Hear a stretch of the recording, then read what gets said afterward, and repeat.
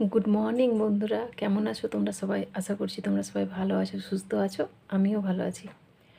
আজ হচ্ছে জানুয়ারির 1 তারিখ, বছরের প্রথম দিন। তো এই বছরের প্রথম দিনে তোমাদের সবাইকে, গুরুজনদেরকে আমার প্রণাম, আর ছোটদের আমার অনেক অনেক অনেক ভালোবাসা দিয়ে আমি আমার এই ব্লগটা স্টার্ট করছি। আজকের ব্লগটা আমি আমার গপুকে, তারপরে আমার লক্ষ্মী গণেশ সবাইকে দেখিয়ে শুরু করলাম। তো চলো আজকের দিনটা আমার কেমন যায়, তোমরাও আমার সাথে থাকো, দেখো সারাদিন আমি কি কি করি।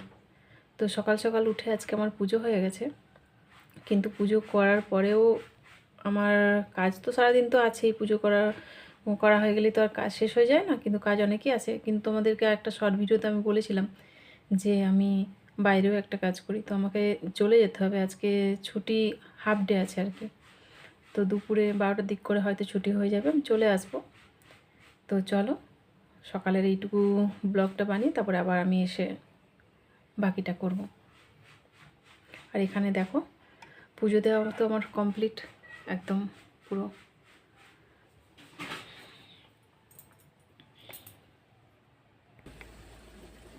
কাজের থেকে আমি বাড়ি চলে এসেছি। তো দেখো এখানে রান্নার জন্য সব কিছু জোগাড় টোগাড় করে কিছুটা রান্না আমার হয়েও গেছে। এসে আর ভিডিওটা আমি স্টার্ট করতে পারিনি, তার কারণ হচ্ছে যে দেরি হয়ে গেছিলো তাড়াতাড়ি করে রান্না করব বলে। মাংসর ঝোল হবে, আলু দেখে বুঝতেই পারছো তোমরা। আর এখানে হয়েছে আলু পোস্ত, ভাতও হয়ে গেছে, আর আজকে হবে মাটন। তো মশলাটা আমার হয়ে গেছে কষানো, এবার মাংসটা আমি দিয়ে দেবো। মাংসটা দিয়ে দিয়েছি, আস্তে আস্তে কষানো হোক।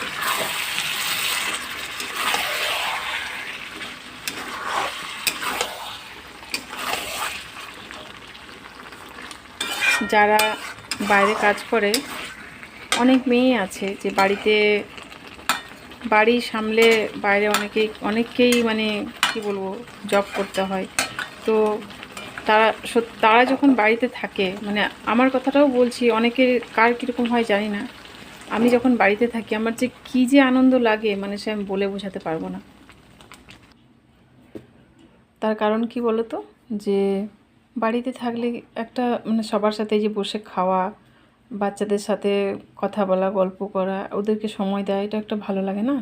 আর এদিকে দেখো ফল আনা হয়েছিল, যেরকম ফল সেরকম পড়ে আছে। দুটো মনে হয় কলা হয়তো 2জন খেয়েছে, বড়জন খায়নি। হ্যাঁ, তো এই যে যেমনি সেমনি পড়ে আছে। কিন্তু কেক ঠিক খাওয়া হয়ে গেছে। দেখো কেক আসলে থাকে না, 2 প্যাকেট এসেছিলো, সবার খাওয়া হয়ে গেছে। আর এই যে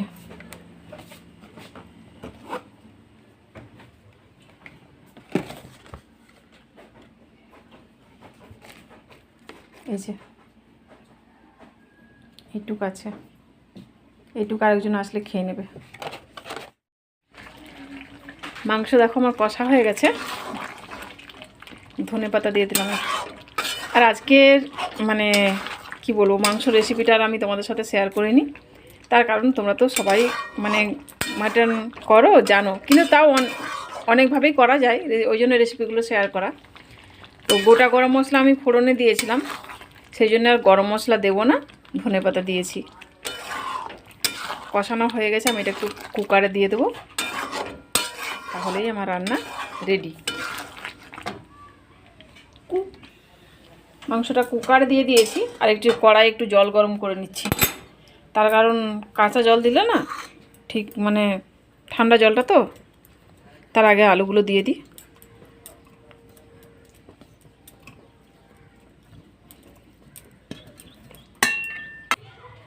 মাংসটা আমার হয়ে গেছে, এটা আমি কড়াতে ঢেলে নেবো এবারে। মাংস আমার হয়ে গেছে, আমি কিন্তু আলাদা করে আর কড়াইতে ঢেলে জল দিয়ে ঝোলটা বাড়াইনি। কুকারে যে জলটা দিয়েছিলাম ওটাতেই আমার হয়ে গেছে। তো চলো খাওয়া দাওয়া করে নিই।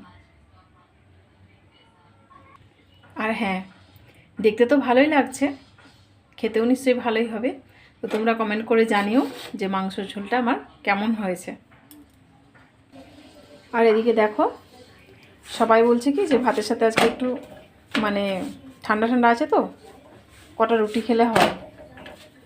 তো রুটি খেলে হয় তার কারণ কেন বলেছে, সকালবেলায় আমি ছিলাম না, মেয়ে রুটি বানিয়েছিল, এই যে দেখো। তো ওগুলোই আমি একটু গরম করে নিচ্ছি, সকালেরই বানানো। আর আরেকটা কথা, তোমরা তো জানো যে আমি মানে মাংস হলে আমি শুধু ভাজাভুজি, একটু তোমাদেরকে আগেও বলেছি মাংস হলে আমাদের বেশি কিছু লাগে না, একটু ভাজাভুজি হলেই হয়, তার সাথে আর কিছু করতে লাগে না। কিন্তু কি বলো তো, আজকে মাংস হওয়ার কথা ছিল না। মাংস হওয়ার কথা ছিল না, শুধু একটা কারণেই আমি আজকে এটা করলাম। আমার প্রিয়জন, শুধু তার মানে পছন্দের জিনিস তো, সেই কারণে। দেখেইছো তোমরা, পোস্ত বানানো হয়ে গেছে। ভেবেছিলাম ডাল পোস্ত আর কিছু ভাজাভুজি করব, একটু চাটনি করব, পাঁপড় টাপড় এসব করব। কিন্তু তারপরে ভাবলাম যে যখন দেখলাম যে আরেকটা কথা, মানে ছুটি 12টার সময় ছুটি হয়ে যায় বলেছিলাম, তারপরে দেখলাম আবার যে না, হবে না, তখন সেই ভেবে ডিসিশনটা চেঞ্জ হয়েছিল আর কি। তারপর যখন দেখলাম যে না, হয়ে গেছে, তাহলে করেই নেওয়া যাক।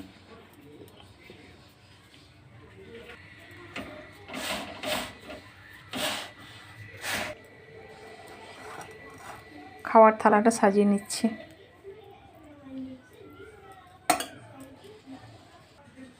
তো খাবার আমার রেডি, চলো খেয়ে নেওয়া যাক। একটা জিনিস দেখাতে তো ভুলেই গেছিলাম, যেটার জন্য আমাকে এত কষ্ট করতে হলো এখন। খাওয়া দাওয়া সেরে বাগানের দিকে একটু এসছি। ঘরে থাকতে সময় পাই না তো, সেই কারণে কি বলতো, যখনই সময় পাই একটু আমি এই গাছগুলোকে আমার দেখি। আমার মানে এদের কাছেই যেন আমার প্রাণটা থাকে। কত ছোট লাগিয়েছিলাম, দেখো কত সুন্দর বড় হয়েছে। এই গাছগুলো দুটো লাগিয়েছি, এই দেখো, এই একটা আর ওই একটা। আর এই গেটের গাছগুলো যখন এনেছিলাম তখনও একই রকম, মানে একটু আলাদা পাতাটা, কিন্তু গাছের কালার মানে পাতার কালারটা আলাদা, কিন্তু গাছগুলো একই এনেছিলাম। কিন্তু কি বলো তো, আসার পরে লাগানোর পরে দেখছি এই দেখো, এই গাছটা যেরকম ভালো সেরকম হয়নি, গ্রোথ হয়নি। কিন্তু আবার গেটের ওই দিকেরটা দেখো কত সুন্দর, বেশ ঝাঁকড়া হয়ে উঠেছে একদম। তাই জন্য ভাবছি কি যে মানে এই বর্ষাকালে এই গাছগুলো তুলে টবে লাগাবো, আর এখানে একটা ওরকম গাছ এনে লাগাবো। দেখতে ভালো লাগবে না দুদিকে একই রকম গাছ থাকলে? আর এই দেখো মধু ফুল ফুটেছে। এগুলো তোমরা কি ফুল বলো জানি না, কিন্তু আমরা মধু ফুল বলি। আজকে আরেকটা জবা দেখাচ্ছি, দেখো এর কালারটা দেখো কীরকম। দেখো, লাল না কিন্তু, এটা পুরো একদম মানে গোলাপের যে কালারটা হয় সেই কালারের ডিপ। কলে জল এসছে, এখনও জল পড়ছে। তো চলো বন্ধুরা, আজকের দিনটা তো আমার ভালোই কাটলো, সকাল থেকে বিকেল পর্যন্ত। তোমরা সবাই ভালো থেকো, সুস্থ থেকো, আর নতুন বছর সবাই ভালো করে কাটাও। আজকের ব্লগটা আমি এখানেই শেষ করছি।